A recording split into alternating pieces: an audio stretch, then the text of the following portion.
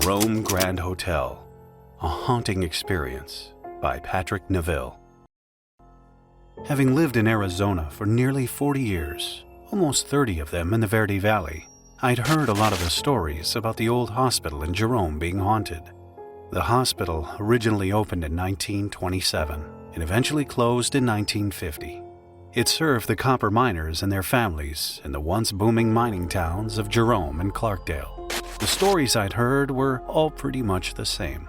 Several of the patients housed there in the 1940s, despondent over their ill health and terminal conditions, hurled themselves from the balconies outside their rooms, falling to their deaths. I'd also heard of numerous sightings of the ghost of a young girl seen standing at the end of the hallways. Another story dealt with the ghost of a man who committed suicide by jumping down the elevator shaft. With the number of people who allegedly died in the old hospital over the years it was in operation, I could see how and why it got the reputation for being haunted. The old building sat vacant for many years. It was purchased by a private owner in 1994 who converted it to the current Jerome Grand Hotel and also put in a 5-star restaurant, the Asylum. Judy, a friend of mine who worked out at the same gym as I in Cottonwood, had moved far away a few years earlier to South Carolina.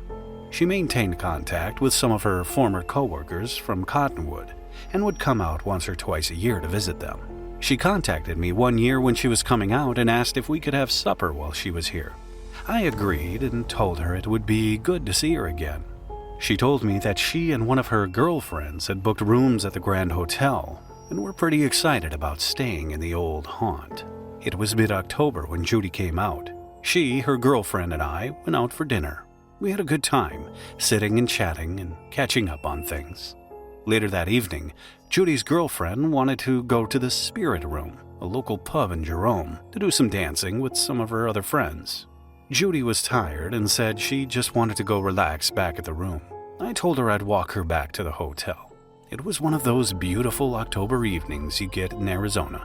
The air was slightly cool, but not cold enough to wear a jacket. Judy had a room on the 3rd floor, and from the balcony, you had a wonderful view looking down on the night lights of Cottonwood, Clarkdale, and even Sedona out in the distance. With all of the stars, the night sky looked like something had sprinkled millions of diamonds across it. Judy and her friend were the only ones booked on the 3rd floor that night, so there wasn't any light or TV sounds coming from the other rooms to bother us. We pulled our chairs close to the railing, propped our feet up, and talked for the longest time. We talked about our kids, mutual friends we had, our jobs, and a host of other things. After a couple of hours, it was getting on well past my bedtime. I was living in Sedona then and knew I had a 30-minute drive to get home. As the conversation lagged, we sat there quietly, enjoying the view when, from the room next to Judy's, I heard a long, sorrowful moan. It sounded like someone was in tremendous pain or dying. The hair on the back of my neck stood up. For a moment, I thought maybe I had imagined it. I looked over at Judy. She was staring at me and said, "Did you hear that?" I nodded yes. She said, "They told us no one else was booked on this floor tonight." "Well, that moan definitely came from that room," I said, pointing to the pitch-black room next to the one Judy was in. Worried that maybe someone had been in the room and possibly injured themselves, Judy called the front desk. She reported what she'd heard. She nodded and said, "Okay, thank you," then hung up the phone. She turned to me. "No one is booked in that room, and no one from the hotel staff has been up here since before we checked in today." An icy chill went up my spine. She asked me to stay until her friend returned, which I agreed to do. It was nearly 1 a.m. when her friend showed up. Judy and I didn't say anything about what had happened. I said my goodbyes, gave Judy a hug, and told her maybe I'd see her next time she was in town. Exhausted, I walked to the end of the hall where the elevator was. It was one of those old-time ones that had a brass gate across it. When I got to the 3rd floor, I stepped in, closed the gate, and hit the button for the 1st floor. Suddenly, I got the feeling someone was standing directly behind me.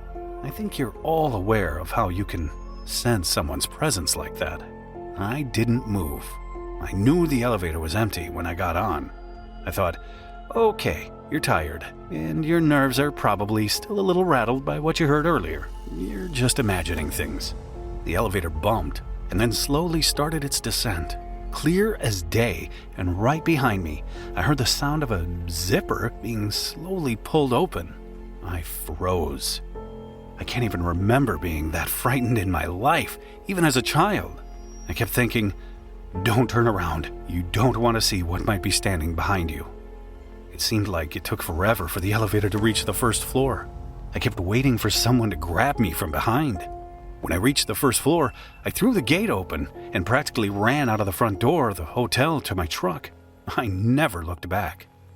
And that was in the year 2000. Flash forward to 2012. My daughter Cassie had flown out from Virginia to surprise me on my 60th birthday. She and I, my wife Patty, my son Nick, and our 1-year-old granddaughter Juniper decided to have a birthday meal at The Asylum, the restaurant in the Grand Hotel, one Friday night. Our granddaughter was sitting in a high chair at the end of the table, sucking on her bottle. Suddenly, she stopped and stared up at the corner of the room, transfixed by something there. I turned and glanced to where she was looking, but saw nothing. Neither did anyone else at the table. But Juniper continued staring, seemingly mesmerized by whatever it was she saw. We all kind of laughed and said, maybe it was one of the spirits known to haunt the place. My thoughts immediately went back to the night at the hotel when I heard that long, sorrowful moan come from the room next to where I was, and felt someone standing behind me on the elevator, opening a zipper. I took a second look to where Juniper was still looking, but again, saw nothing. It wasn't long after that, I was reading an article on spirits and ghosts. One of the things it said was, well, a lot of adults can't see ghosts. It's not unusual for animals and small children to see them. I now wonder. As an aside to the above story, before I moved from Arizona in 2021 after I retired, Patty and I met some friends for lunch at the Asylum restaurant. After we ate, our friends were in the gift shop looking for souvenirs. I decided to walk around the hotel. In one of the first floor rooms, a housekeeper was cleaning things up after an apparent overnight stay by a guest. I talked to her and asked her if she'd ever experienced any paranormal phenomenon. She told me yes. Not only she, but other staff members had experienced encounters. As we talked, I related the above story to her. She didn't seem at all surprised and told me that hearing voices or sounds or seeing images of a young girl floating at the end of the hallway was not at all uncommon. She related her own experience to me as follows. One day, while cleaning on the second floor, she was pushing her cart full of fresh linens and supplies down the hall. No one was on the second floor at the time. She said at one point, her cart stopped abruptly as if there was someone in front of it, pushing it back towards her. She pushed it harder, but the cart wouldn't move. Suspecting it was one of their ghosts, she said, "Listen, I have to get the rooms cleaned, so please let me pass." After that, she was able to continue down the hall. She said another time she was coming out of the hallway from cleaning a room. Something caught her attention at the end of the hallway. When she turned and looked, there was a ghostly image of a young girl floating in the air. She watched the image for a few moments, then it faded away. Are there such things as ghosts? Stay the night at the Jerome Grand, and then you be the judge.